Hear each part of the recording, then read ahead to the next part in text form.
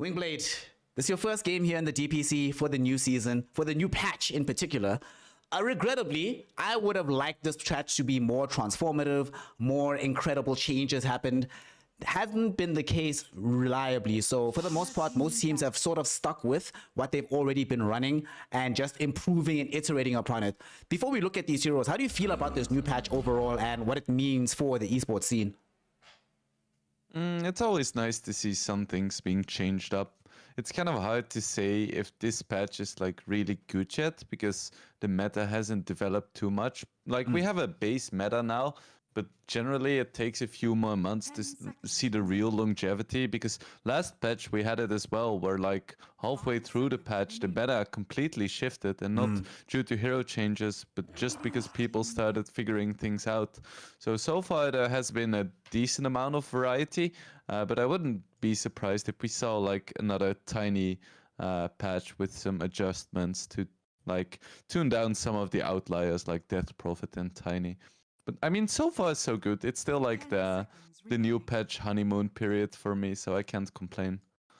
I'm hoping that for G Pride, the honeymoon period continues with, in my opinion, I think I've been having some discussions with some people over in China about this, and the consensus generally is that this is a carry-oriented patch, and it's one of the few times that I disagree with people better at Dota than me, because I don't know about you, Wingblade, it feels to me like this patch is highly dependent on the performance of your offlaner. Pretty much every game I've seen with an Ascendant offlaner seems to go very well for the squad. Which role do you think like actually fulfills the most in the teams right now? And the reason I also bring this up is because the hero that we see from G Pride as their first overall pick of our game, I think Sand King is one of the biggest winners of the patch overall. So what do you make of the Sand King changes, or just his role in the meta right now? And which role do you think is most important for the team's success? I mean, it's interesting that you mentioned like the offlane versus carry being important, because those tend to lane in the same lane. So it's kind of like a pendulum where if the carry does well, the offlaner is probably not gonna do as well, and the other way around. So I think those statements are actually quite similar, just a different perspective. As a whole, once again, I can't really say which one is true yet, just because I haven't seen enough yet. That being said, Sand King is definitely a top tier offlaner right now. He has decent laning, especially against melee heroes. Just that on-demand initiation is so nice. Being able to just start fights whenever and wherever, just by having that Blink Dagger. Although G Pride in this game does seem to me here that they're going to want to fight very often. Not very high cooldowns all across the board. We already have this Bane Mirana support duo that traditionally has done quite a lot of early active work in these games. Void Spirit as well. A hero which, you know, both of us were a bit cold on, if I remember correctly, from last tour. We're like, yeah, whatever. But this tour, if depending on when it can peak in the game, can still look pretty good. But what do you make of this fighting lineup from G Pride versus what seems to be Wolf Team setting up for some team fight control and some access to the late game? I could see Gorilla's Pride struggling against Wolf Team's lineup if Wolf Team plays as a team, because they're very dependent on the initiations and the stuns, and Abaddon can nullify all of that. And then because they all like jump in, I can see Gyrocopter doing a lot of work and Earth Spirit with counter initiation. That being said, a lot of Wolf Team heroes are quite slow. Like Abaddon's not gonna make flashy plays. Gyrocopter is a very static carry. So I could also see Gorilla's Pride just completely picking them apart all over the map. I feel like a lot of this game is gonna come down not to the way Gorilla's Pride plays, because their game plan is kind of obvious. They're gonna be aggressive. They're gonna be pressuring multiple lanes with a Sand King. It's just gonna be down to how well Wolf Team can respond to the pressure, because if they get to a point where the gyro is big, I could see Gorilla's Pride having issues. Gyrocopter, a hero that I've seen recently, if not paired with Io or Abaddon, it tends to be shifted towards the 5 position. But when Abaddon or Io are there, obviously there's no space for him in support. Gonna be interesting to see what Wolf Team put into the off lane to bring this draft together, make sure they have that source of initiation, because like you mentioned, right now they have that team fight, they have the team fight break, but we need a way for them to set up team fights themselves without Earth Spirit just rolling in all the time alone. That being said as well, I'm a bit worried here, Wingblade. Gorilla's Pride, they've got all the setup in the world. They've got a decent amount of magic damage, but their actual overall damage output doesn't feel that high once BKB start to emerge for the gyrocopter. So what are you going to be thinking about in the safe lane carry position to make sure that they get that damage? What's Now G going to play just to make sure that he can actually kill these heroes on Wolf Team? Well, they banned the TB, so that was gonna be my go-to. Deuce has banned as well. Bracer is a very good hero against Gyrocopter. It's not a super high damage hero, but if you have such a good matchup, you don't really need to like burst someone because you can just slowly drain all of the damage and you're still gonna be fine. Because if the fight goes long against the Gyrocopter and the Gyro doesn't have damage, he's basically just a dead hero. If they want to go for more burst damage oriented and like faster plays, they could also go for something like a Morphling. I think that would work really well because of his high burst damage. It's kind of hard to respond to it with Abaddon. Yeah. The one thing about Morphling as well is whenever he's in these games, some of these heroes like Bane or whatever can get eaten to food. Some very good spells to steal as well with the Replicate, if that was going to be the route they take. We will see though, as we are winding down the clock. Wolf Team have a significant amount of time to agree on what this last ban should be for themselves. I'm still trying to think about what the Tavo hero is. Normally, under these circumstances, I would actually say he'd play Sand King, but he can't play Sand King, can't play Tide, can't play Timber, can't play Beastmaster, can't play Mars, can't play Slaughter. My gosh, what's left? Can't play Death Prophet? Like, I guess Brewmaster is... Wait, what? Brewmaster still in the pool? Are you kidding me? Is this a thing? Can this actually happen? I mean, if they get the Brewmaster and Wolf Team, suddenly you have a cancel for the Fiend's Grip, a way to be able to try and deal with the Void Spirit, and you just have so much elongation of these team fights, allowing the Invoker Gyrocopter combo to dish out that long damage over the course of a fight. Especially... Oh, okay, never mind. Not into Go Ship. Yeah. I'm not sure about Brewmaster anyway, because if you go for Brewmaster, you put like full pressure for initiation on the Earth Spirit, and I don't think that's the way to go. You want to have another way to set up like team fights reliably, because a Brewmaster can jump in and clap an ulti. But first of all, against a good Bane player, a Sand King, you're gonna get stunned before you get it off. But secondly, people can just like walk away from your initiation. Like a hero like Void Spirit or Sand King or even Mirana is not gonna get caught by a Brewmaster. So it's gonna be super hard to make the fights actually happen once you pop the split. So I don't think Brewmaster is the way to go. And if they go for it, I think it would be a huge mistake. I feel like something more initiation focused is what Wolf Team needs, because otherwise their lineup is just so incredibly formulaic. A hero that we've seen occupy that initiator role in the China DPC has been the DK. Does seem like their team also sort of lacks overall push potential. So what would you make of DK if that was the option for them? Yeah, would be perfect pretty much. You have the reliable stun, you have some pushing, you have even more scaling, and just like Blink Dragontail is so good against these annoying mobile heroes like the Void Spirit, like the Sand King, like the Mirana. So I feel like would be a very good pick. Let's see. Wolf Team, only 30 seconds left on the reserve time here. The decision has to be made now. What is Tabo going to play? We have seen in the past Abaddons emerging into the off lane. Hell, we've seen this in South America as well in, I think, 2021, one of the earlier seasons.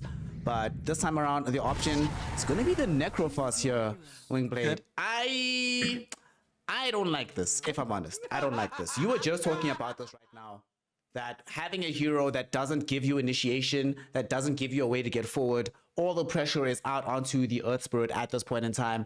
And to make matters worse, the thing with Necrophos is that he needs to be able to kill these targets in fights. And they actually have some decent sustain on G-Pride, especially with this Kunkka. I don't know. How do you feel about this? Give me hope. Convince me that this is a good pick. So the reason why they picked this is because they don't want to like patch up the holes of their lineup. They don't want to go for a style where they need to rely on pickoffs. Instead, they're going to be relying on pressure, because initiation is only going to be needed when you cannot take objectives, right? Because if you're strong enough to just stand in front of a tower and hit them, you can make sure that the enemy has to react to you. And that's going to be the way they're going to try to play. They're going to spend some time farming with the gyro while the Invoker and Necro are going to pressure the map.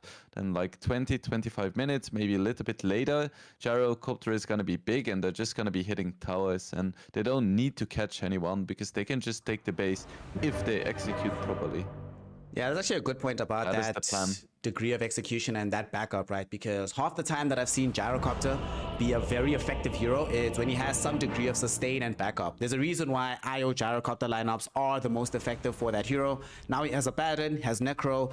They don't need... I was actually about to ask you the question about where's their tower push, but like you very well articulated there, you don't necessarily need that tower push if you just have enough sustain, enough presence to just stand in front of the tower. And eventually in this game, they will have access to that alacrity from the Invoker to give them some of that additional damage.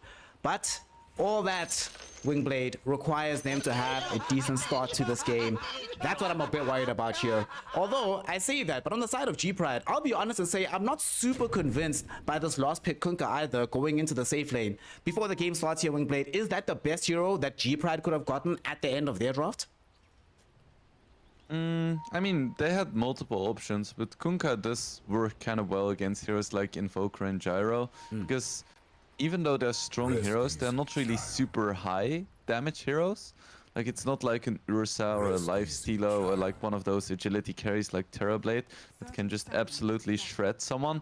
It's like, especially heroes like Invoker, they have limited damage, and if they don't kill someone with all of their spells, they're kind of useless. Well, not useless, but a lot less effective. And if you can hit that critical mass on a Kunkka, it can be very effective. And because they want to play high tempo, it's going to be very nice to have a hero that can match the pace. Well, speaking about matching that pace here, Wingblade, Tavo already finding himself prey to the pace of G-Pride as they're attempting to find this first blood, and they will be able to pick it up. Tao getting off the Aether Remnant, dragging back this Necrophos, and they find the first blood. Gorilla's Pride don't even give us time to properly introduce the game. They're already off to the races. Want to make sure that that first 2-0 win, not a fluke, they're just that good. And the way they performed that particular kill, it looked good. They don't get away with the bulk of the bounty runes, but who cares, right? You got your mid laner, the first blood. Best possible way to start this game for the Void Spirit. Yep, for sure. So Let's see, which lane is going to be interesting to watch? That's a good question. I don't think mid's going to be particularly spicy, I don't even think so with either. first blood on the Void Spirit. yeah, It's it's gonna just be the one mid of the lane, man. side lanes. It's probably gonna be bottom, I think, because top does feel a bit rough for kills to happen. You know, Yadomi has Brain Sap at level 2, he'll get the Nightmare. Now it's playing this Kunkka, fairly beefy hero. I mean, dude, look at this. Level 1, right? With a Circlet and a freaking Branch, and you've got 740 HP and 7 armor underneath the tier 1. If you die, it's 100% your literally fault. unkillable. Yeah, Yep. it's actually But then your again, bottom lane has a bloody Abaddon. Oh my like, God. anything's gonna happen there. well, it looks like I'm gonna have to bring on the camera screens back because not much is gonna be happening in this early game time. It's gonna be farm back and forth.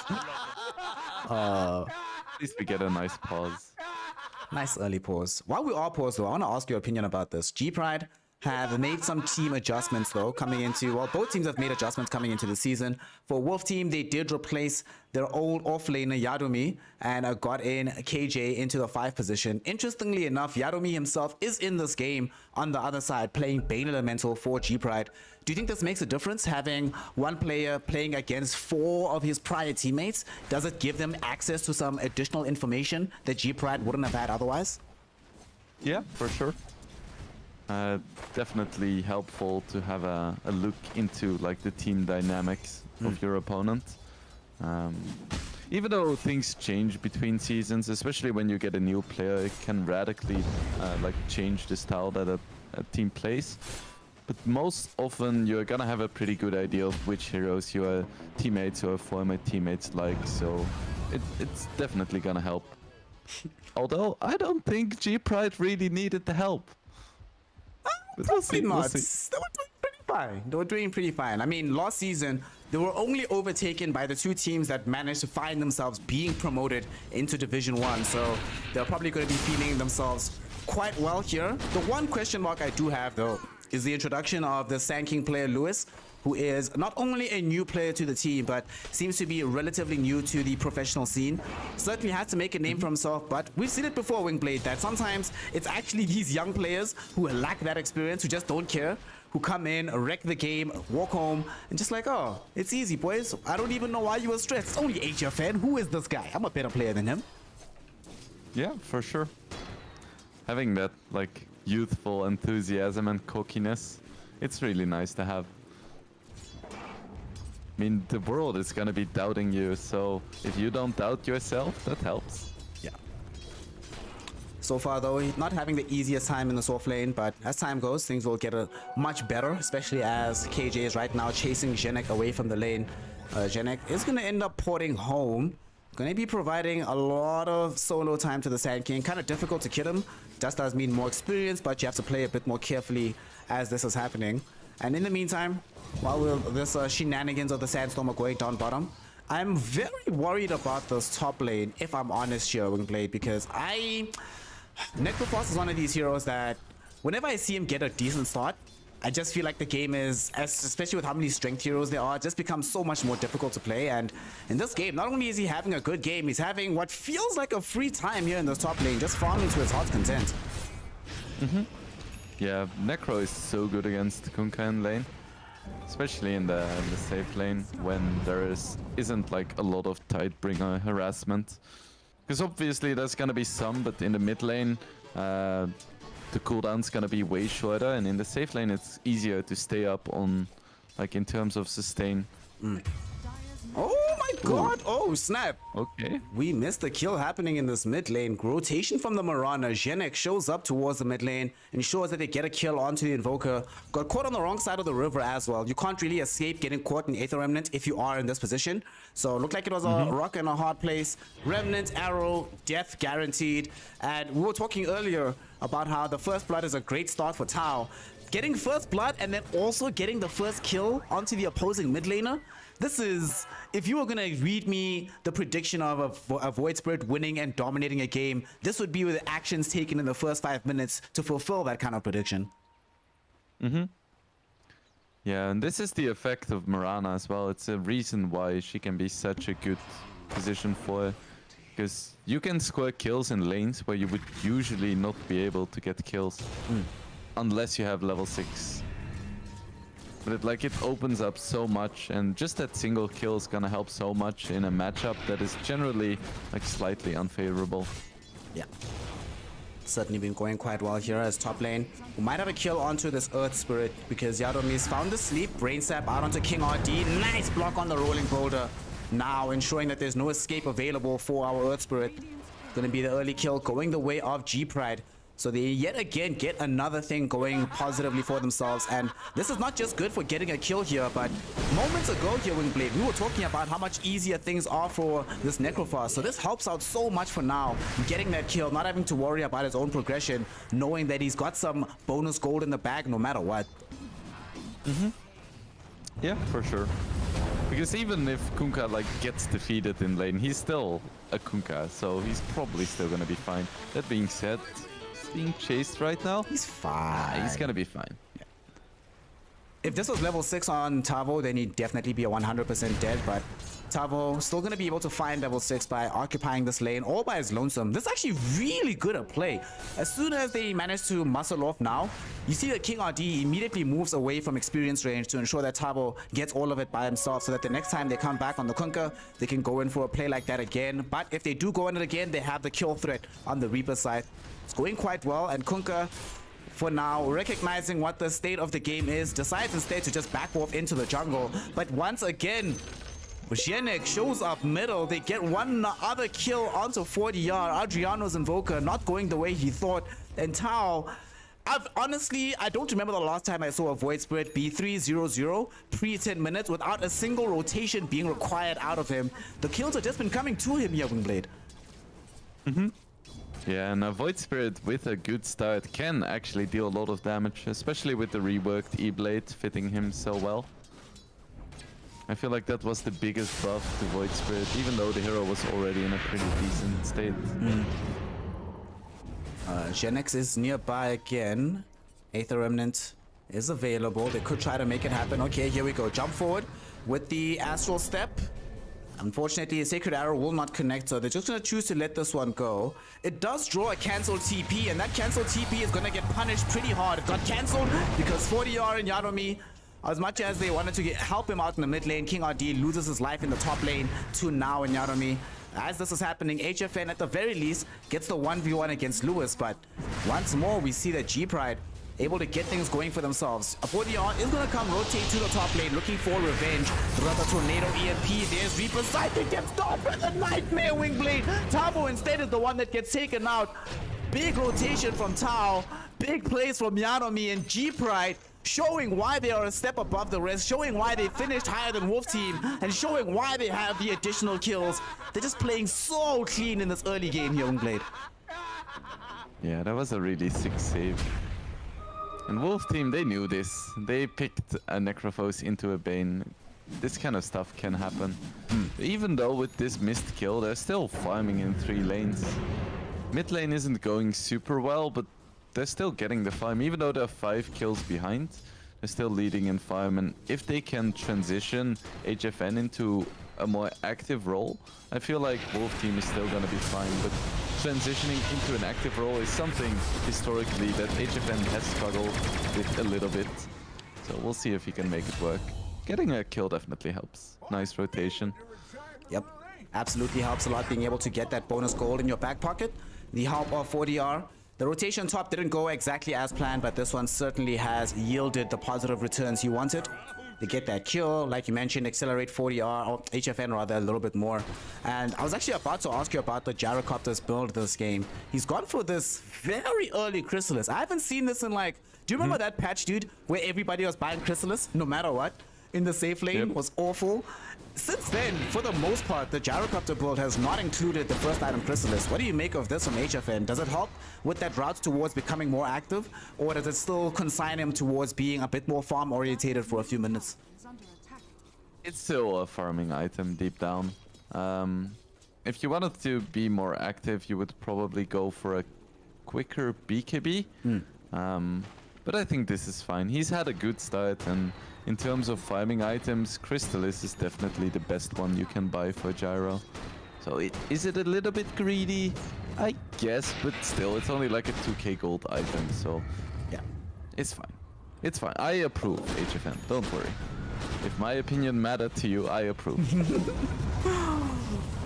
Top lane, the rest of his team, while approving of his farming exploits down in the bottom lane, they will apply some map pressure, and this is pretty good here for Wolf Team. Not only have they gotten this tier 1 tower picked up by Tavo, who, as we mentioned, not only was doing well in the lane, he's been practically free farming, and that 2 deaths to his name hasn't really affected his farm, still top 2 on the net worth.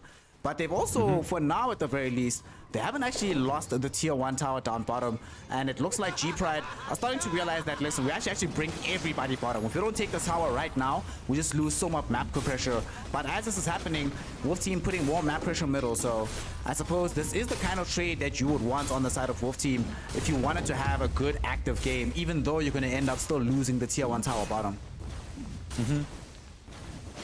G-Pride does know that this is kind of what they have to do, because if they wait for Gyro to get his BKB, they're never gonna get this tier 1. And even now, it's gonna be quite difficult, because Tavo just TPs in. And he has 1200 HP, he has a hood, so he's like, sure, you can engage on me, but I am tanky as all hell, and I have an Abaddon behind me. Is he actually killable? Like, unless you commit 5. I actually don't think he dies at all. Like, it's... Well, he already died twice, so he's definitely killable. He didn't have the abandoned. You know, he had only this mediocre Earth Spirit. You know, King RD can only help you kill, can't keep you alive. But, you know, as long as Abaddon stays nearby, it would be able to help out. But as I say that, KJ and King RD will smoke up, leaving Tavo alone down bottom. They've accomplished the goal of keeping the tier 1 alive. And now they want to make sure that the tier 1 middle doesn't fall either. Good time to make this rotation because they will be able to get the catch onto the Sand King middle. Dropping down the Magnetize, but another Nightmare save here. Lewis gets saved at the same time. Arrow connection onto 40R. He dies yet again. Yadomi slowed down King RD with the Nightmare. And with the grip rather. And they are able to get that follow-up kill as well. 2 heroes fall in this mid lane. Wolf team, they made the rotation from bottom thinking that they could find the pincer maneuver. Instead, they just walk into the trap set by G-Pride. And this is such a common pitfall as well. Wolf team is leading slightly in net worth, but net worth doesn't really do anything if you don't take good fights. You can be 10k ahead, but if you lose every single fight, it doesn't really do anything. So there is gonna have to be a point where HFN transitions into joining his team. Because right now, it's just so risky to give G-Pride complete control of the map. I guess he just wants to wait for his BKB, which makes sense. But if that is the case, they need to be careful about which fights they take. Because if they start losing Necrophos as well, that's gonna be absolutely abysmal. Losing Invoker a few times is fine, because he's like the lowest net worth core. But if they slip up and they lose the Necro, they're gonna lose a tower and they're gonna lose so much control. Right now, the presence of this Necrophos, it's all that's been keeping some of their towers alive. He put his body on the line to keep the tier 1 bottom alive. Now he's doing the same thing towards this mid lane, opening up access for 4DR and HFN to get their farm. HFN is about to get his own BKB, about 1,000 gold away from that, so we should have that coming out just around the 15-minute mark. The hero I'm most worried about, though, Wingblade, this 4DR Invoker, you were just talking about him, has the lowest net worth, and we'll talk about him in a second, because he might actually end up dying here. King RD rolls away. There's going to be Aether Remnants into the arrow. Quick death onto King RD. Well, if Earth Spirit dies, at least 40R gets to survive, but that still doesn't do anything to give him more net worth, get him closer to the Spirit Vessel, and he's so far away from the Midas. It feels like his progression, given all these deaths that have been happening to him, have been gimped for at least 10 minutes, if not more. We don't know what else is going to happen in this game. I think it's fine. He is the position 3 this game. Like, it's the Tavo and HFN show. There isn't enough farm on the map anyway to have like 3 farmed cores. And if I had to choose 2, I would rather have it be Necrophos and Gyro than Gyro and Invoker this game. Like, if he just throws a few EMPs and like pops Alacrity on his Gyro, that's all he needs to do, really. That will require some levels, and that'll require staying alive, so he better hope he can avoid this gank, as G-Pride is smoked up in this bottom side of the map. They have vision of this Invoker. This little creep provided it to them for free.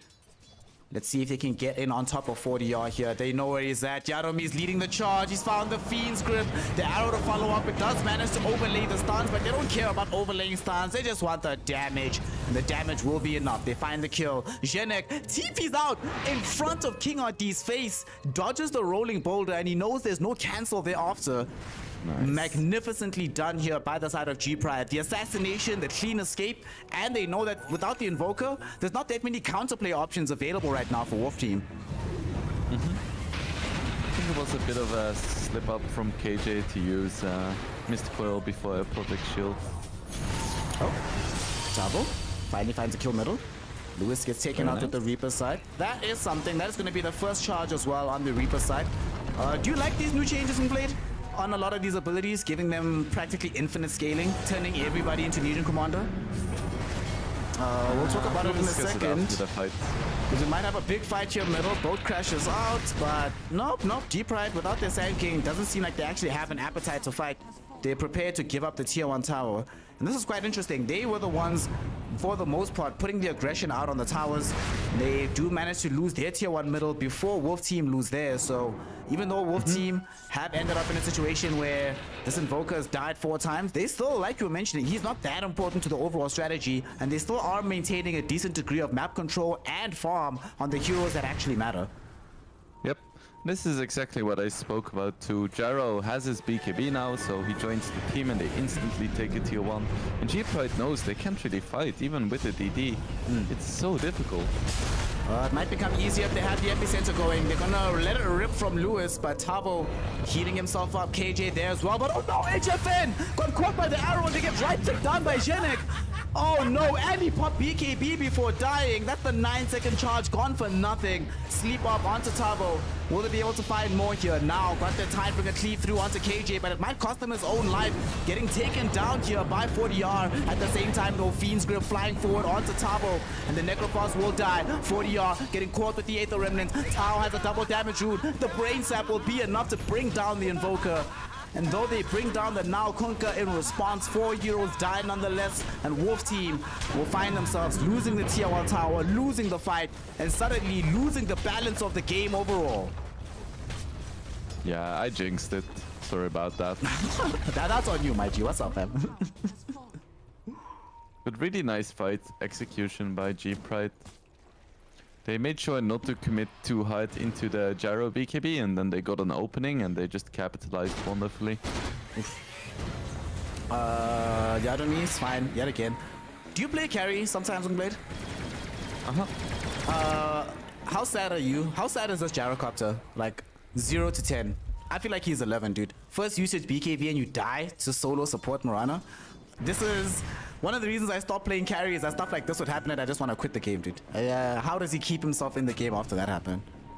Well, the thing is with carry players, they only care about one thing, and it's the sound of getting gold. So as long as you kill some creeps every once in a while and you hear the clinking sound, you're gonna be fine. There's actually a small stack it's a shame if you lose or if you die, but it's all about the money, man. It's all about the money. So all carry players are rappers, dog. You know, all about the Benjis. That's what we want. And HFN gonna get some of that money, some of that sweet, sweet dollar. Picking up kills here over onto these young creeps, taking away the stack, making sure that it's as to the best of their ability. They're not gonna really be struggling. Wondering about, oh no, how much farm are they getting in the triangle? It does still keep him at the top of the net worth. But like you mentioned, it doesn't really matter how much net worth you have, as now a fight might break out. Aether Remnant catches him, but the arrow will not connect.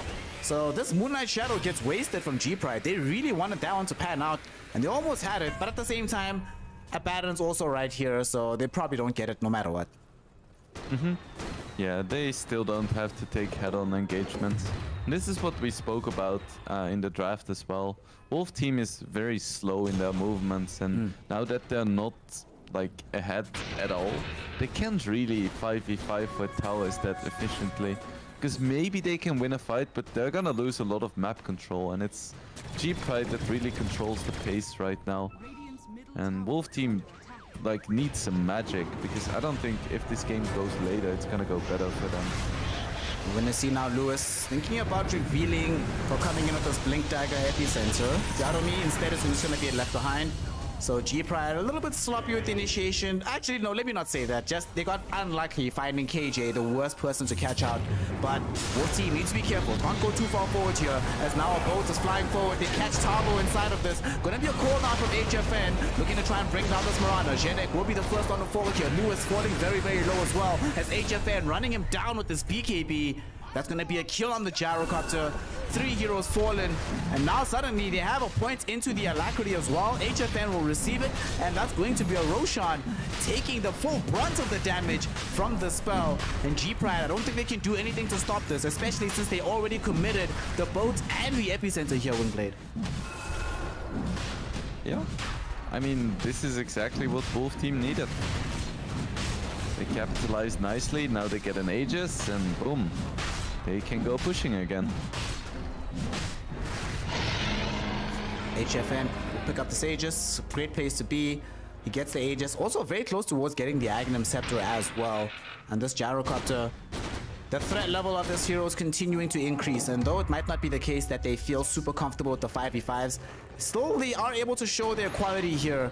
You know, most of these players have played at TI, and they're showing why. They're able to find out that small sliver of opportunity, and they turn the game around. Although it's a 3k gold lead for G-Pride, it does feel like they don't want to really fight for the next little while with these items that are going to be flowing in for Wolf Team, Aegis being complete. And the fact that Wolf Team, you're talking about how they want to play slowly, it feels like they're prepared to play slowly until this gyrocopter becomes that behemoth. Because even after taking the Aegis Wingblade, look where they are, still farming their side of the map, not really trying to make any big pushes happen at all. Yeah, it's interesting. I guess they want to play off the tail end of this Aegis. They are slowly moving towards the tier 2 top, recognizing that that tower is probably more important than the tier 1 bottom, because, well, no one cares about the tier 1 bottom for Dire. Poor tier 1. It's like so far away from any kind of useful objective. The poor tier 1. Somebody cares about you, tier 1 tower bottom. Don't worry. You know, your family cares. Don't worry about it. People got you back. Clap your hands. Aghanim Scepter available for HFN. They're pushing on the tier 2 in the top lane. Bottom, G-Pride at the very least. Although we've been talking about Wolf Team for a while, you know, in the aftermath of taking these bad fights, I love what they've been doing, Wingblade. They say, well, we don't want to actually fight right now. Let's go push the map, keep the equilibrium going for ourselves. Oh, they have to run away here now. Might get caught nice with the tornado and with the dust as well. They know exactly where he's at. The sun is following in with the homing missile. Can they get this Kunkka out of here? He's pretty speedy and he's pretty far away. And doesn't seem like HFN wants to hard commit onto that chase. Everybody should be able to escape out of here. They even left behind a rat catcher ward, one of these rat traps. But at the same time, they don't get the tower here. So this is very good for Wolf Team. Getting the tier 2 top, not allowing tier 2 bottom to drop. And therefore, they still keep the advantage if they need to claim outposts down in the line. Yeah, for sure. It's nice for G-Pride that they get a little bit of damage on the tier 2 though, because they don't really have a lot of pushing in their lineup. Like Kunkka can hit buildings, but it's not really his forte. So at least they get something. And they're still keeping up in terms of farm as well.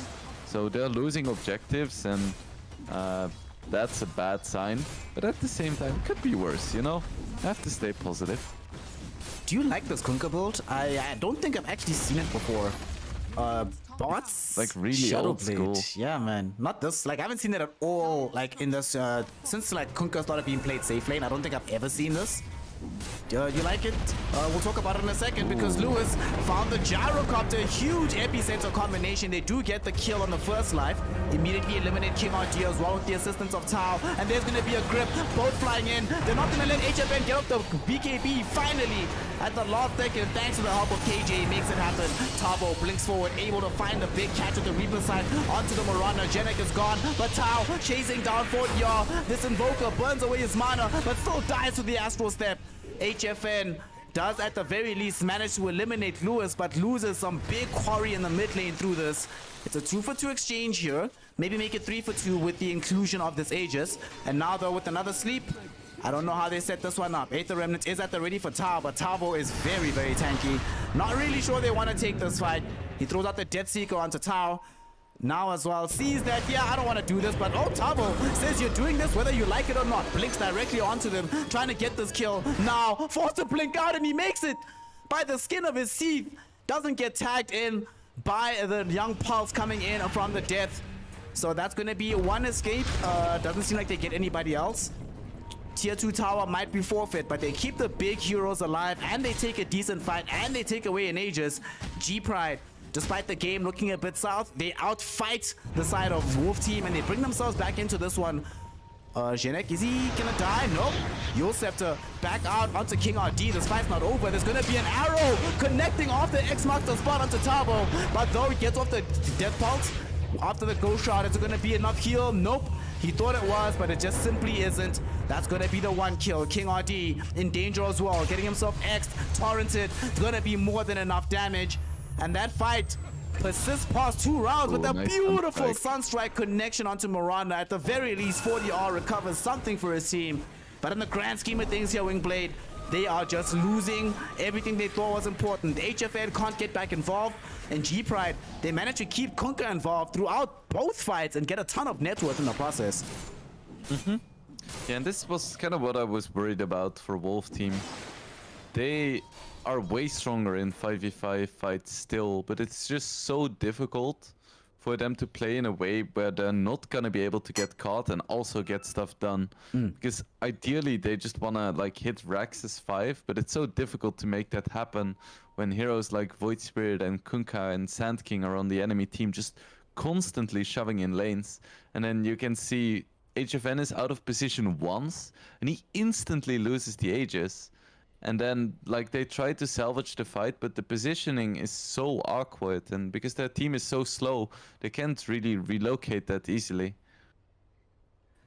Yeah, regrettably. And, you know, you were talking about it in the draft, right? That the one thing G-Pride has in their arsenal that Wolf Team doesn't is extreme amount of mobility. The only really mobile hero for Wolf Team is the Earth Spirit. And also, like you mentioned in the draft, his responsibility is to go in on every fight. He doesn't have the latitude to leave it. While G-Pride can sort of play the angles, play the ranges, come in and out, force Wolf Team into bad positions. And Wolf Team, clearly are struggling with this. I mean, you know, last season when we were casting this team, we kept talking about how despite all their skill and the fact that many of them have played together, the team doesn't necessarily feel like it's all on the same page. And for some reason here, Wingblade, it doesn't seem like the intervening time between Tour 1 and Tour 2 has fixed this problem. What do you think the team should do? Do they need a new coach, a new captain? Is there a way to make this a non-issue going forward?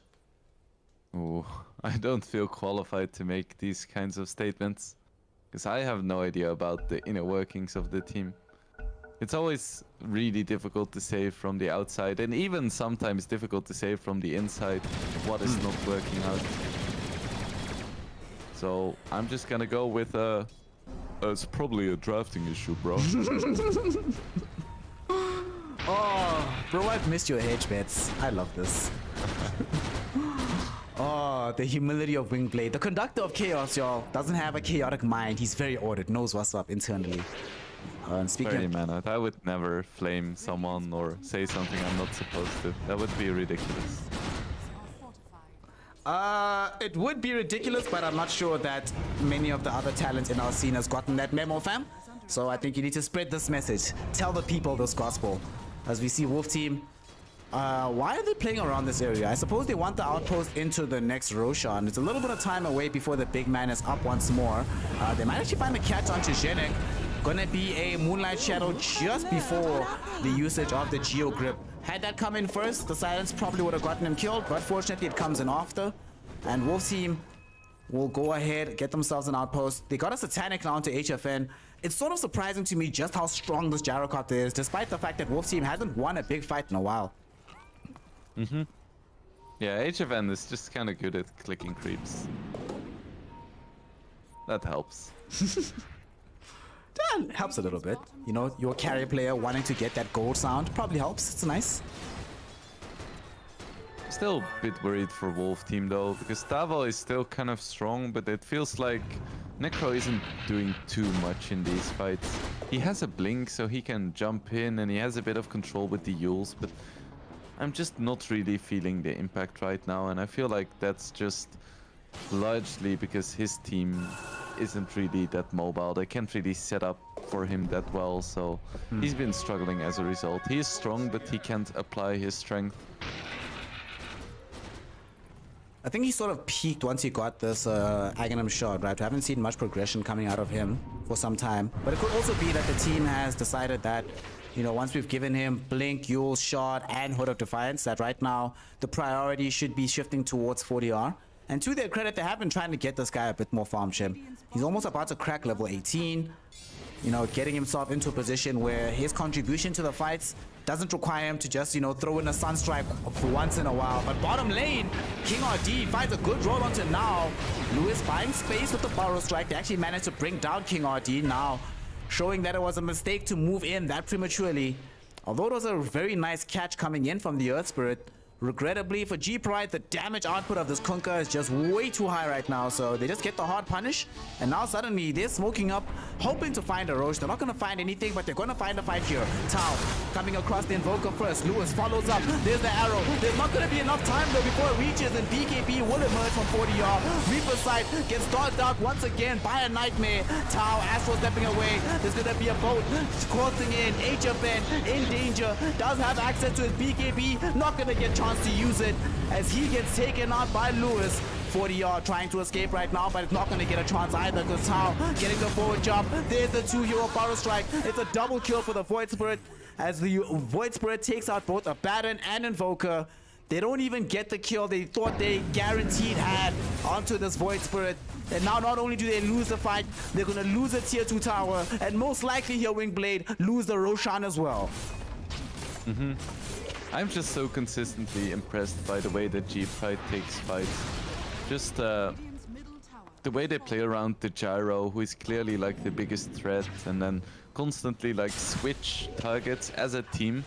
Like it seems like the communication in the fights is just completely on point. Yeah.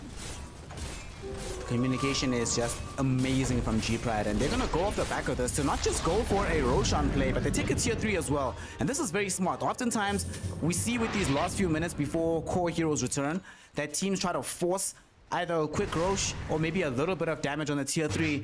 But they're probably aware that they can fight around the Roshan pit. But now that they have the tier 3 taken already, suddenly Wolf's team have to be very careful about their movements lest they get Roshed very quickly or racked very quickly.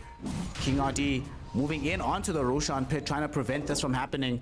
But G-Pride, they smoke up. They're looking for the fight here. Wingblade, they're going to go for the full wrap, try to catch Wolf's team off guard. Ooh, this is still very risky, running uphill into a lineup with Gyro. They could get away with it, potentially. And Lewis had some really nice vision there on the cliff. Looks like Wolf team though are aware that something fishy is happening. They don't want to take the direct route into the fight. They're also going to smoke up, use their high ground advantage. But Lewis finding the 2-hero bonus strike. Arrow onto HFN. Can they kill the Gyro yet again before his BKB? No, they cannot. He gets off the BKB Satanic, turns around with the right clicks. He's back up to full. They've killed KJ as well in the meantime. However, he does manage to bring down Yaromi. Aether Remnant dragging the gyrocopter away from where Now was, but unfortunately it doesn't really matter. Now still gets chased down. Still gonna be a dead Kunkka. Genek, can he escape away from 40R? No, he cannot. 40R have taken out Lewis, now takes out Genek. Gonna be a turnaround here swiftly from the Wolf team. They recognize the trap that was coming. They smoke up around it. And although we've been praising the experience of G-Pride here, Wingblade, Wolf team finally show us that they have the experience behind themselves. And they know what these opportunities look like to go and get themselves a winning opportunity in the fight. They take that opportunity, they get the Roche themselves, and suddenly they're just back in the game. Yeah, the risk didn't pay off there. They tried to go for the jump in and they did get the silence onto the Abaddon. They just couldn't quite burst down the Gyro in time, and it was so incredibly close. If they killed the Gyro there, they would have had an Aegis and they would be like Raxing Wolf team right now. Yeah. It was just a risk that they took and it very much didn't pay off this time. I'm not sure if it was a risk that they had to take, because they were in a pretty comfortable spot, and this is like the one thing that Wolf team can do to come back in this game. So uncharacteristic mistake from G-Pride. A mistake that has cost them dearly in terms of affect on the map. No Aegis. Who did they give this shard to, actually, that they gained? Gave it to the Earth Spirits, okay. Tavo already had his own one queued. And Earth Spirit now going in for this BKB at this stage of the game. They do manage to at least save the tier 3 tower from being taken away on G-Pride, but the balance of the game, very, very different now. As HFN moving swiftly towards getting this full Daedalus for himself. And we saw in that fight, if he's given the time to get off his spells, the damage output is just ridiculous. The one thing I do want to say though, I haven't been that happy this game with the positioning of KJ. I feel like he should have been a closer pointer, but we'll talk about it in a second as Lewis will be forced to pop the BKB just to flee away from the Wolf team aggression. And all of a sudden it feels like Wolf team have just turned up the pace. They've taken a tier 2 tower middle. They've got a Daedalus for HFN. They're moving to stack onto the tier 2 down bottom. And the next 3 minutes while they have this Aegis, it doesn't feel like G-Pride will be allowed to play anywhere on this map right now. Yeah, the game has been blown wide open, because if you look at the carries, they have similar net worth, like the position 2s have similar net worth, same for the 3s. Like the only difference really is like between the Bane and the Abaddon, and both heroes don't need any farm anyway, so game is pretty much completely even, aside from the fact that Wolf team has an Aegis for 3 more minutes. Big Aegis. What items do you think are coming in from G-Pride that can help them in the next phase of the game after this Aegis finishes? We see now going into this Lincoln Sphere. At the same time, we see, of course, the Void Spirit. He's finished the full Aghanim Scepter, Sanjin Kaya, and the bots. I'm hoping he goes BKB next, but is there any one item that you can see that helps G-Pride turn things all around, or is it one of these things where they must just keep up playing very consistently and immaculately in these team fights? Yeah, there is no big item that's suddenly gonna make the game very easy for them. But it is worth noting that Mirana has a nullifier, which is cool. What? You know, this is actually proper support play, right? Because I was thinking, doesn't Kunkka need nullifier this game? But Mirana's like, don't worry fam, I got your back. I'll buy the nullifier. You can go defensive. I'll make sure we can actually still get kills. Don't even worry about it. Yeah, it's really nice. Ooh. 40R walking straight into the arrow. Yeah. We all have parts of us inside that we want to kill. 40R is showing it to us.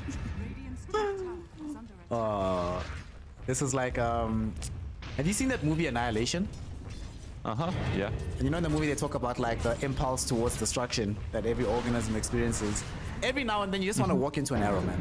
You know, sometimes you see the punch hook coming and you're like, damn, that looks nice. I'm gonna jump in front of it. So we understand. Yep. We understand 40R. It's like, do you want to go to Division 1? And he's like, yeah, but you know, this arrow, it just calls to me.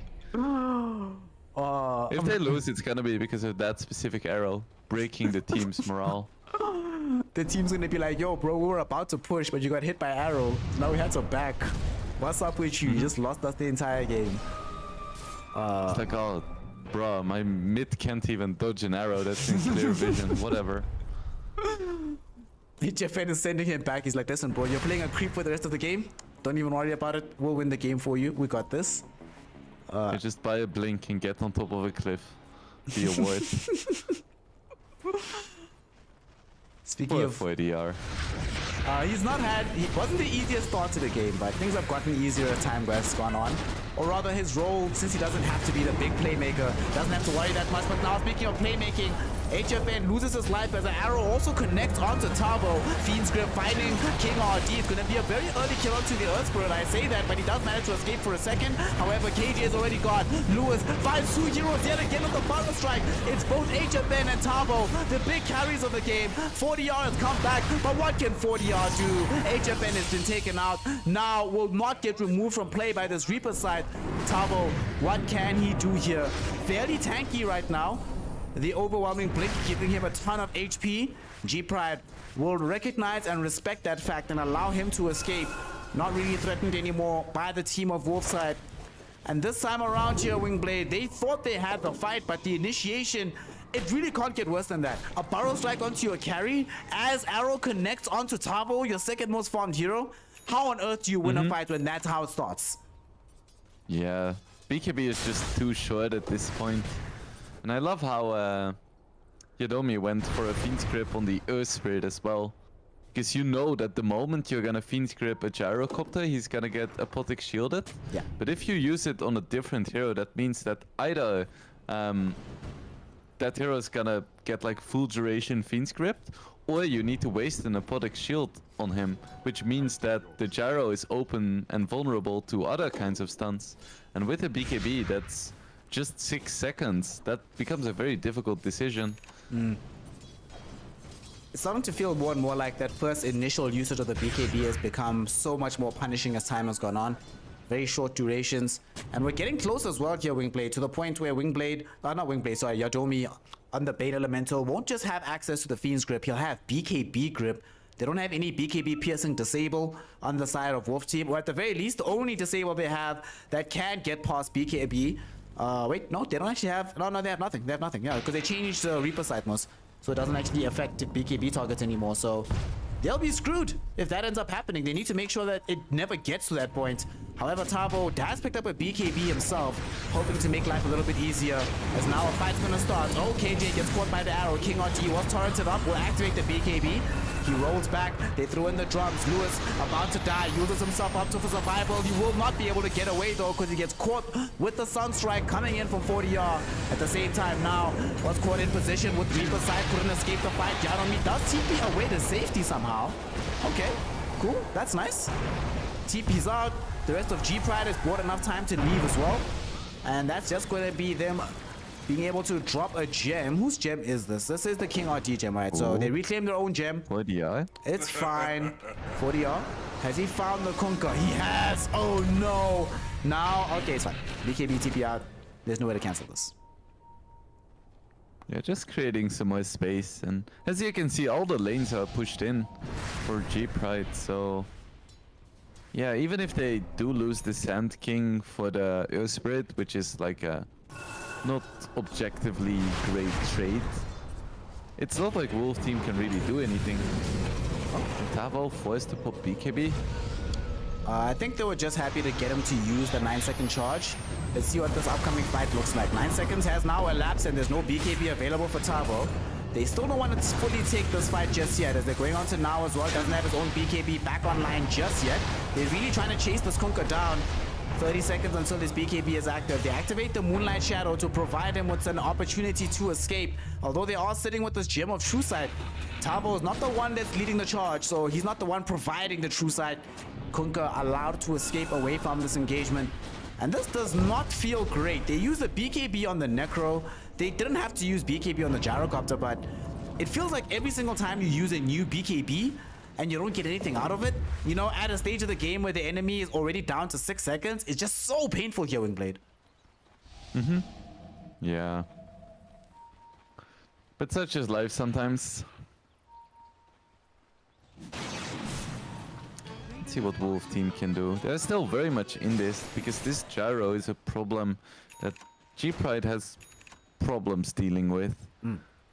Mostly because of the Abaddon just having that on-demand dispel. We'll see what they can do. At least the gyro is pretty much 6-slotted, so it can't get much worse. Yeah. Until he gets the shard and turns the Aghanims into a blessing and then replaces his boots and gets a better neutral item. But you know, there's practically no way he can get stronger, right? With the exception of the 3 items, he can still buy extra. Yeah, man, you know, he's cool. He kept out. He's still okay. Oh, God. Part of the issue, though, is you were talking about it in the draft, right? That if we do start to get to these phases of the game, suddenly this Kunkka safe lane carry doesn't provide you the same degree of teamfight efficacy as the Gyrocopter does. And Gyro is now also starting to receive that alacrity. Look at how much damage he's dishing out right now. Not even to all AoE targets, but just to the Roshan. And it can just definitely get worse. Aegis, Cheese, and the Aghanims picked up right now by the side of Wolf Team. And they give the Aghanims towards KJ. Personally, I feel like this Ag's a bit busted on this Abaddon. I feel like it needs a change or two. Fortunately, the hero itself very rarely is allowed to get it, but very, very strong. And Wolf Team, how do they lose the next fight here? And especially because it feels like Gyrocopter is getting to the point where he's dishing out so much more damage, and G-Pride themselves can't actually keep up with that same degree of damage output. Yeah, damage is the one thing that they're lacking a little bit. They have mobility, they have tankiness. But they kind of need to consistently outplay, which is not a situation that you like being in. Nice creep cutting though by the Void Spirit. Is it gonna be enough though? Is he actually gonna get this? What? Dude, he's actually gonna get those range racks. There's at least... Oh, wait, no. The range creep died down bottom, so he's going to get backdoor protected middle. Feels bad, but now he's back in time for the fight. Arrow, connect onto King RD. He can't participate. There's going to be a beam script going out onto the Gyrocopter. Did manage to get off the Titanic BKB, so he's alive for now. The fight, though, is still going. King RD rolls in, gets off the Magnetize, dies shortly thereafter, though. He is taking too much magic damage. However, he's done his job, helping to bring down the Bane, who buys back with immediate effect. Yadomi wants to be involved in the fight. We'll be able to find the Nightmare out onto this Tavo Necrophos. There's no BKB left for the Necro. No life left for the Necro. 100 seconds in the grave. HFN will do his job of taking away the lane of Rax in the meantime. He needs to be able to walk away from this fight, however. Can they at least get Tau? No, they can't. Astral Step protects the Void Spirit for now with the Glimmer Cape as well, as Lewis has access to the Burrow Strike. There's going to be an arrow first, which connects. But where's the damage? They need a way to kill this Gyro. Zhenek gonna find himself hexed up and right-clicked by 4DR. They're ignoring the Gyrocopter for now here, Wingblade, instead choosing to focus onto the Invoker, and they will be able to find that kill. There was a buyback from 4DR. He came back, and then now King RD is also gonna die back. He returned to try and help out, but instead he's only giving gold to the enemy. KJ buys back as well, as we've lost the first life of the Gyrocopter. HFN, with the assistance of both KJ and 4DR at the very least, G-Pride will be convinced not to go for this further chase. But although they lose a lane of Rax, what a huge fight for G-Pride. A lot of turnaround, a ton of gold gained, and no single hero that's important to them got lost in that fight either. I really love the usage of their Yule Scepters. Every time they go on someone and they see Abaddon approaching, they're like, nope. Nope, you're just in a tornado now. Baby. Dude, it's the double Yules, the Glimmer Cape. Like, they're just using everything to perfect effect to make sure that there's no approach. And I also love the fact that, like, they've been using 2 Yules to prevent Abaddon from approaching, and then the other Yules, Zhenek is just using to initiate onto Tavo. It's so nice to watch from G-Pride, honestly. Let's see if they can keep this up though, because a lot of buybacks have been used by Wolf Team now. So pickoffs on like Invoker Abaddon are huge. Gyro of course still has his, but without support, Gyro really isn't that scary. Because we've seen it in the past. If you can just chain CC him, the 3000 HP that he has is nothing. Yep. Not the biggest deal in the world if you are able to get that chain disable. And yet again, G-Pride outplaying their opponents here on the side of Wolf Team. And that was a Wolf Team that had everything you could possibly have wanted, Wingblade. They had Aegis, they had Cheese, they just got the Ags onto this Baron. They had the initial initiation, they still got Rax, and they ultimately lose the fight. Feels like they're getting a bit desperate because they've just smoked up. Unfortunately for them though, feels like G-Pride are aware of what's coming because they're immediately heading back into the base. They've triggered the Moonlight Shadow themselves, prepared for the upcoming fight, but I think Wolf Team would be prepared to just secure the positioning around this area, wait for the next roast, and then try again when they have more immortality for HFN. Radiant's bottom tower is under attack. Yep, I guess they kind of have to wait. They can't risk it. Ooh, and they found a spell prism for Tao as well on the Void Spirit. That's very nice. We actually haven't spoken about neutrals today. We've got a bit of a lull in the game, it feels like. What do you think is the best neutral item possessed right now by a player in the team? I mean, we've got some pretty decent ones. Double spell prism for both mid laners. We've got a timeless relic for Necro. What? Are you kidding me? Okay, that's pretty good. That's pretty decent. It's alright, but I don't think it works on Heartstopper Aura, which is a shame. I think the Timeless Relic on the Sand King is actually bigger. Because you can actually use the debuff duration a bit better. That's a pretty big deal. Question. Doesn't Timeless Relic work with the Death Seeker as well? Like the amount of time that you spend being like ethereal and hating life? Yeah, it does. It used to be the case that it slowed like the damage amplification of Reaper's side as well, or like the damage part, because it would stun for longer and it deals damage at the end of the stun. But that's no longer the case, luckily. It might be the case that 40R gets a kill onto now. Oh no, they get the Hex out onto this Kunkka. He's surrounded by foes here. They get the Dust out. BKB is trying to get himself out, and one weakness of their drops is they have no counterplay available for that situation. Yadomi, about to die, and also going to be giving up a gem here. This is, although they didn't get the Kunkka, it's not like they got nothing out of this particular play. Great pickup on the Bane, and that's also a dieback. He brought back in the last engagement to defend the racks up top. They failed in their defense, they took the fight, but ultimately that means that they're going to be playing 4v5 for at least the next 100 seconds here.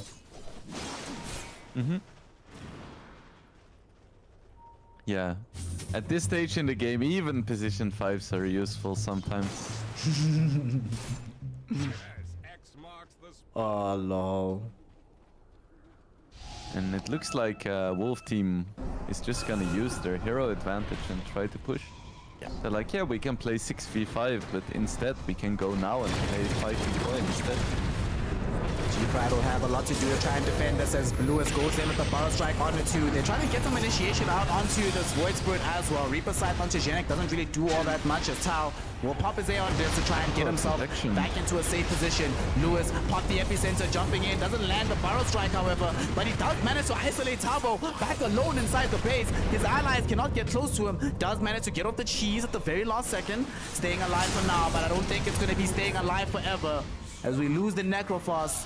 100 seconds in the grave, does have buyback, but would be low to use it as no, they found an arrow on onto HFN. Lewis jumped in to look for the initiation, but ends up just losing his life almost instantly. However, now goes in, BKB, goes fleet, they have the damage, they have the kill. HFN is gone, there's no gyrocopter to be involved anymore.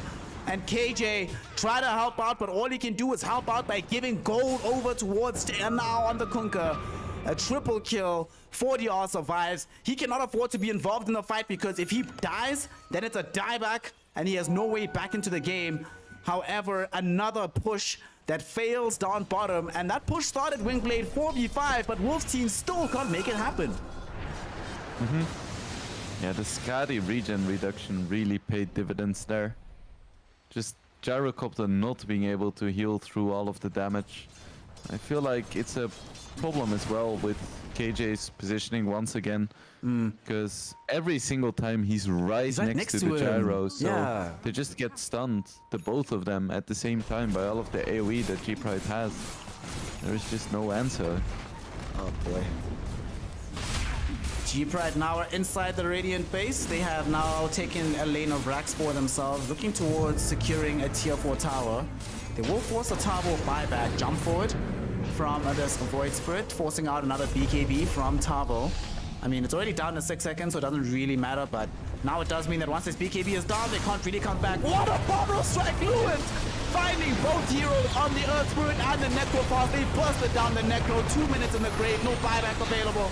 Sunstrike will come out, not gonna be enough to kill the Kunkka just yet, although the Mirana does get left behind.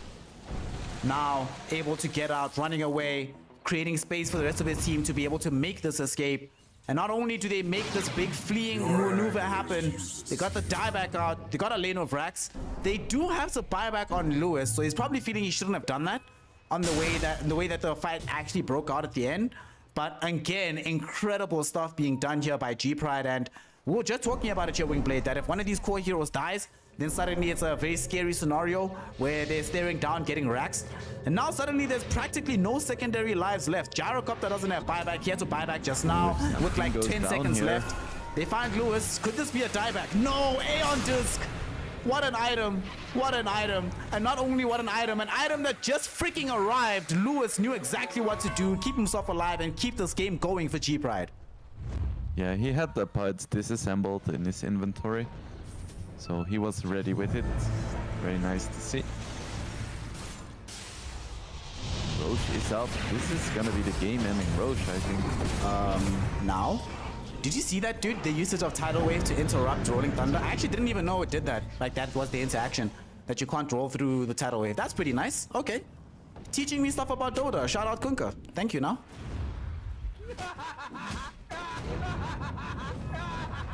Oh boy, how do they stop this Roche though?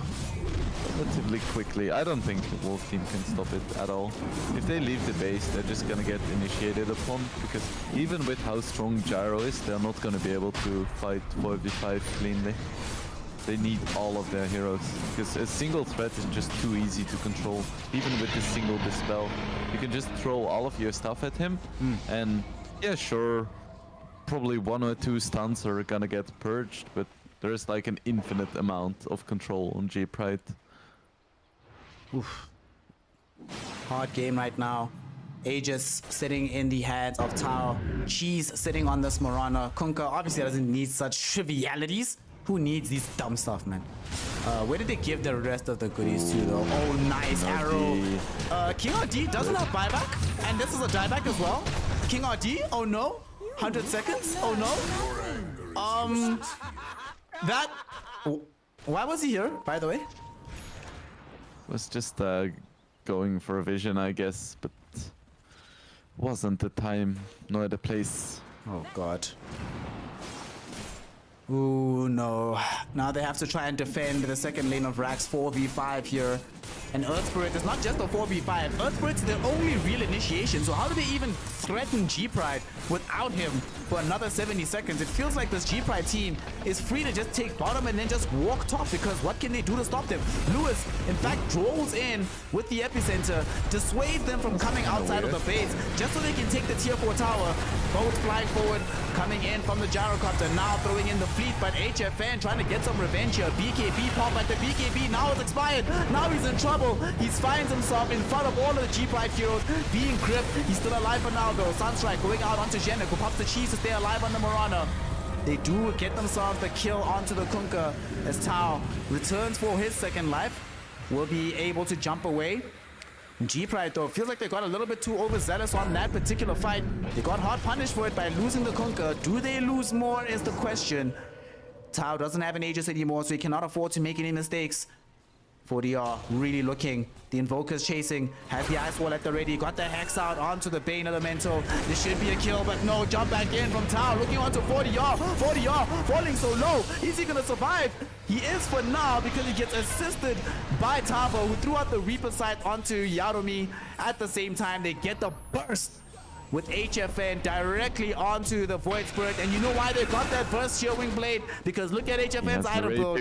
Picked up that Divine Rapier. He's dividing it up. He knows what he needs to win. And this might be the chance he needs to get back into the game. 24k down, but still the game feels even just from this Rapier pickup.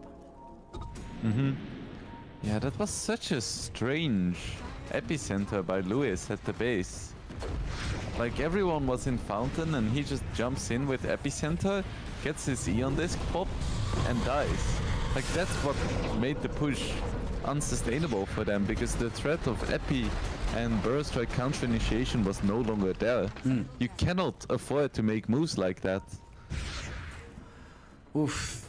I'm sure they thought they were celebrating, being like, "Ah, guys, we're about to win the game. It's practically over. You know, we're taking a tier 4 tower. It's like on 200 HP or something or whatever, or 500. But we're about to get the tower. Then it's an open ancient. Whatever, the game ends itself. But overexcitement in Dota 2 is one of the biggest reasons we've lost. I mean, we've all lost these kind of games in Blade. You're winning the game for 45 minutes. You make a mistake at minute 46, and then you lose the game at minute 47. Awesome times. So G-Pride, Yep. if they make one more mistake like that, I feel like the game just ends immediately with how strong HFN is right now. Yeah, both teams 2 sets of racks down, but it feels... I'm not gonna say it feels scarier for either team. It feels terrifying for both. These kinds of games, they really raise your blood pressure. I don't think Dota is a healthy game. It's fun, but it's not healthy. Healthy? Who comes to play Dota for health, man? You know, I don't go to True, McDonald's for a healthy time. I go there for a good time. Well, maybe not McDonald's, but you know what I mean. When I'm trying to put my life on the line, I'm doing it for excitement's sake. And Wolf Team, I think the thing that sucks about games like this... McDonald's for excitement? Let me actually tell you, fam. Yeah, so when I was younger, I used to have this thing about... I did this until I was about 22, where every single year, I would insist on having like my birthday party at McDonald's. You know, like that kids section? Where they have like those castles and those slides and all that stuff, right? And I would demand that cake. I'd be like, I want that cake. That shitty, it tastes like foam cake. Yes, I want that one. We're all gonna sit here, grown people, eating this cake. It was good times, man. That sounds great. I might actually steal that from you. Just having a birthday party at McDonald's. It's Not sponsored, by the way. We just have bad taste. but we also wouldn't say no to a McDonald's sponsorship. So McDonald's, reach out at Wingblade Dota, at Negrodamus. Let us know. Our DMs are open. You know, put us on. All right. Yep, major sellout from the both of us anytime. So we're at the point now in Blade. We're about to break the hour mark, which means the thing that excites casters everywhere around the world. Tier 5 neutral items, baby. Being paid in time? Oh, yeah. Oh. Tier 5 items, yes. I said things that excite us, not things that are impossible, fam. Better hands. So what's your favorite tier 5 item then? I like seeing Book of Shadows, right? It's my favorite because it epitomizes to me why I hate neutral items. I sometimes forget that I hate neutral items, and then I see Book of Shadows and I'm like, wow, this entire thing is so stupid. Please get rid of it. Yep. Get it out of my games, yo. I What think about you? the most busted secret item, neutral item, is secretly Ex Machina, the one that Oh my resets all of the items. God, dude. Gives 20 armor and also like gives you a BKB on like no cooldown. It's insane. Yep. That's another one of these items that's just way too good. And both teams just walked around each other, not finding a fight. Oh no, G-Pride now is the one that gets caught off first. He's hexed up, does manage to get off the BKB, however. King RD caught inside the Fiend's grip by Yadomi. They will be able to eliminate the Earth Spirit, the first casualty of this fight. Who else can they find though? Tao trying to jump onto HFN, but he realizes that this is not the prey he wants. Nightmare will find HFN, but he still has the BKB at the ready. Now, he got hit by the Reaper side from Tavo, but doesn't die just yet. Somehow, still staying alive in this fight, but HFN will put an end to that at long last, eliminating the Kunker. Doesn't get to do too much in the fight, but Radiant's what's ancient. very scary is that he didn't even need to use Satanic or BKB, and now they're gonna try and close down onto Lewis, as well as Tao and Janek, who went back into the fight. Janek will at the very least watch the Invoker go down in front of him, and they get off the big torrent coming in from the Kunkka, who brought back into this fight. Suddenly HFN is by himself, but he does have the Satanic, throwing out all this damage, getting back all the HP, blinking forward onto now. Homing missile will be there. Can they save him? No, they cannot. Yadomi didn't have the Nightmare available. Lewis also gets taken out by HFN, who finds a double kill on this Gyrocopter. And Gyro, man, this hero is just getting so strong. The flicker forward, he realizes how good that mobility is and just heads up, buys a blink now, Wingblade. And HFN putting the entire team on his back and saying, boys, whether you want to or not, we're gonna win this game. This is unbelievable. Are they doing it? Kunkka doesn't have buyback, so no Kunkka for 100 seconds, and I'm not sure if they're gonna be able to kill HFN without Kunkka. Oh no. Are they gonna go for it? Refresher Bane. He sold like all of his shit. Alright. You like to see it, honestly. Sometimes you gotta do these kind of plays. So we've got double grip, but because we don't have Glimmer Cape, he has no protection. He He has does die. Aghanim's. He does have the Ags. He does have the Ags. The double illusions. Is this enough though? Like, I don't know. I don't know. Let's see. One way to find out. Oh my This god, is sick. Lewis! 3 heroes caught inside of a Burrow Strike there, trying to buy time for his team. Doesn't have buyback though, so cannot afford to die here. Fiend's Grip coming in, Yadomi showing his metal there, but unfortunately Lewis dies super early on. They don't have any damage without the Kunkka. You already mentioned it, Wingblade, and we see them struggling with this fight. Now here they are, GG. taking the racks. Inside, Tao's gonna die, buy back. Will he be able to do anything as they've already taken the Megas on the side of Wolf Team? The triple arrows flying out, everybody dodges it. They will pop the cliff. A little bit of fortification for now, but they still have 20 seconds without Kunkka, and now the jump in. Yadomi gets taken out. Reaper's side puts him in the grave. 100 seconds, no buyback. A quick refresh onto Tavo, or onto 40R rather, so he can put through the second salvo of spells. Tao almost ends up losing his life. Does manage to escape, but it doesn't matter because the throne will not escape. The game will be in favor of Wolf Team as G-Pride call GG. Game number 1 here, Wingblade, in favor of Wolf Team. It looked like it wasn't going to happen for so long, but in the end, they make it happen like the bosses that they really are. That was a nice game. I'm very pleased I got to cast that one, because it was really all over the place. At the start it looked good for Wolf Team in the lanes, then they kind of messed up, and Gorilla's Pride got the farm advantage, but then somehow HFN came back online, and then they completely threw. But then Lewis was like, nah man, your throwing skills, I'm gonna throw they higher." ain't nothing. I can do that way better. Oh, that Lewis throw, dude. That fight. I feel like it all came down to it, right? We're looking at some of these scores here, and things did look quite decent for them for G-Pride for most of the game. The Rapier comes out. When did it come out, actually? Let's see the timing on this item. Came out towards the end, 53 minutes, 52 seconds. Things turn around very shortly afterwards, but it's like you mentioned, Wingblade. If not for